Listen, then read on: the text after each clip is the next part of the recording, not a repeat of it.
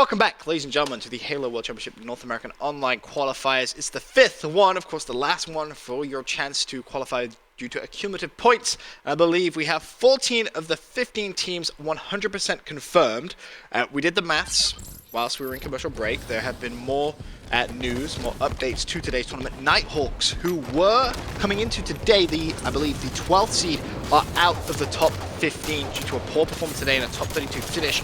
That means Overdrive sneak into the top 15. The team that was on the bubble today has managed to find themselves there. But the question, Walsh, is for how much longer? Orbit, yep, the dream is alive, Orbit.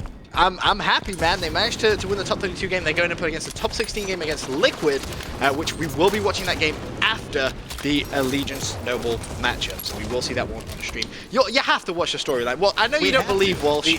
I know you don't believe, but I do. It's a Christmas miracle. But you know what? I'm still interested in seeing how it plays out. Good. That's the important part. Interested in seeing how the Cinderella story is crushed. That's what I'm interested in seeing. Why are you such a negative Nancy? Have some faith in the storyline. I believe in Orbit. If I had an Orbit jersey, I'd be wearing it right now. Put it that way. Despite me liking a lot of the guys on Liquid, but it doesn't matter. Anyway, in terms of this game, of course, we're heading over to a Team Slayer. Allegiance crushed Noble in game number 1. Just some great plays all around. And the early part of this Slayer, it seems like business as usual for Allegiance. A 9-5 lead already, and it looks as if they could potentially make this even more as Suspector starts to rush in towards the Noble spawn. Yeah, and if you just look across the map where all these players are, like Noble finally has a little bit more of a map presence where Zane is in top center. But at the same point, Zane just got cleared out by Naded, and that's 3 members down right now for this Noble squad. And so Allegiance just has everything going for them. They have 3/4 of the map, they have positioning, they have all these members of Noble just spawn in the same locations. And of course, there's so much pressure off this Allegiance squad. I mean, you can say the same, pressure off for Noble, they've already qualified. Yeah, that's true, but they're still potentially playing for that seed.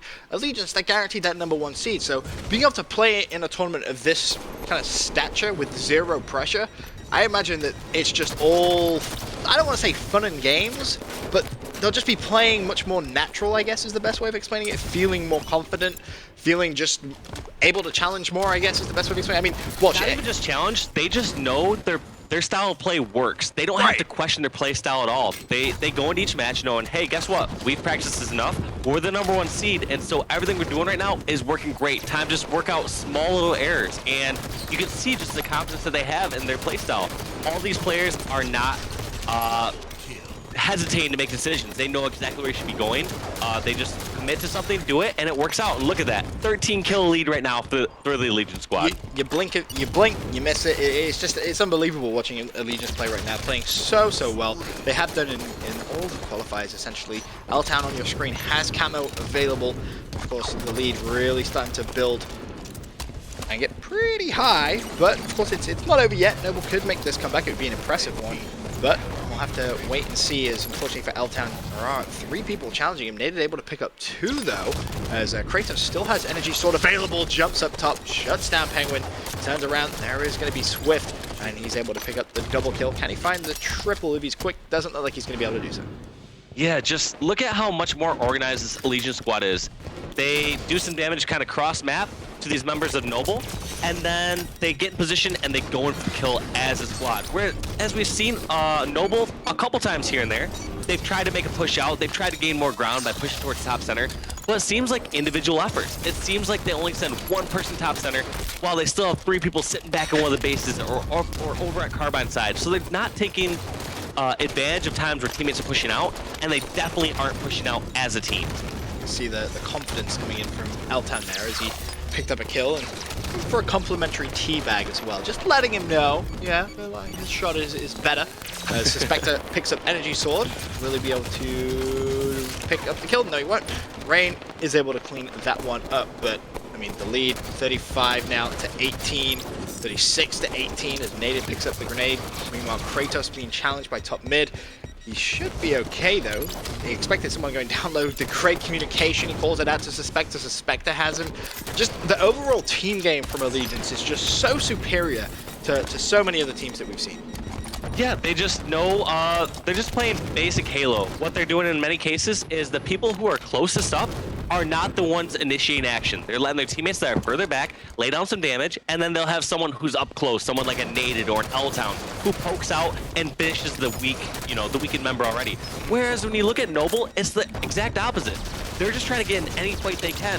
If it's somebody nearby, they're the one to initiate an engagement against a full shield member of Allegiance. So I guess the best question is, especially to some of the newer Halo players or fans potentially watching the stream, how do you counter that gameplay? How do you counter that play style that Allegiance have right now, Walsh?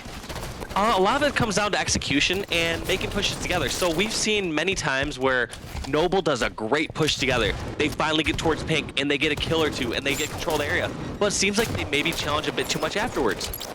The moment I'm thinking of was about 10 kills ago where I believe it was Rain got a double kill over at Pink Tower and then challenged over towards blue side Pink and got killed by Naded. And it's like, all right, you got double kill. This is a perfect opportunity for your team to possibly have a 3-on-2 or a 4-on-2 situation. But you just negated that advantage. You just got a little too careless. And it seems like these members of Noble don't have as much confidence that their team is going to get work done. Whereas Allegiance, they know if I put shots across the map or if I get double kill, I've done my job. And I can just sit back right now, stay alive, and things will get done. The lead currently 44-32. Little bit of a Noble comeback towards the end of this game, but is it a little too late? That's the question. As Allegiance still comfortably with that lead. They need 6 kills for the W. The grenade's going to be thrown across map. Kratos actually gets stuck there. Now, deficit just down to 10. I say just down to 10. It's still a pretty big mountain that they're going to need to climb as L-Town and Suspected both pick up kills. Kratos off spawn. He's going to pick up Calm.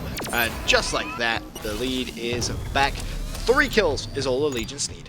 The worst part about that right there is Noble finally had Allegiance on a near spawn trap. They had 3 members all pinned in the exact same base over at red base. And somehow they pushed in, tried to collapse, and they went 0 for 3. Now, a lot of times when you're stuck in a base on truth here, if an opposing team is pushing on you, you almost kind of have to cut your losses. It's like, all right, probably a couple of us are going to die, but as long as we can take 1 or 2 with us and not have this be a continued spawn trap, it's going to be a all right situation. However, in this case, somehow Allegiance, 3 members trapped over at blue base, get 3 kills and 0 deaths. So that just goes to show that they are sitting back, playing their game, letting Noble make mistakes. And yeah, it just seems like Noble don't know how to capitalize on specific situations when they have Allegiance on a spawn trap. They need to take their time more. Like, you've seen how patient Allegiance was when they had all these members of Noble at different bases. They just lay down shots across the map, buy some time.